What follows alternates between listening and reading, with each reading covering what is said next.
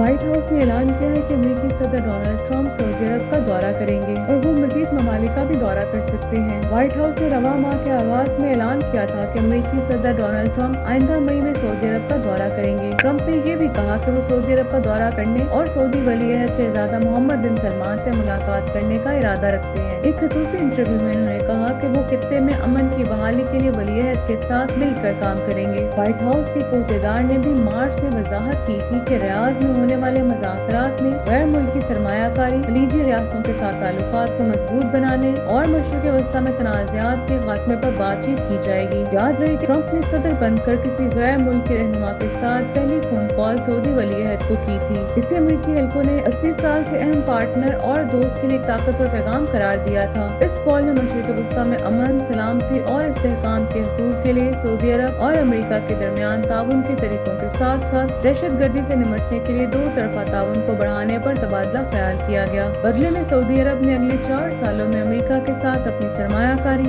और तिजारती ताल्लुकात को $600 बिलियन तक बढ़ाने की अपनी ख्वाहिश का अयादा किया है। फोन कॉल के दौरान वली-ए-अहद ने ट्रंप इंतजामिया की अमेरिका में मुतवक्का इस्लाहात के जरिए इक्तिसादी खुशहाली पैदा करने की सलाहियत का जिक्र किया। ऐसे मौके जिनसे सऊदी अरब फायदा उठाना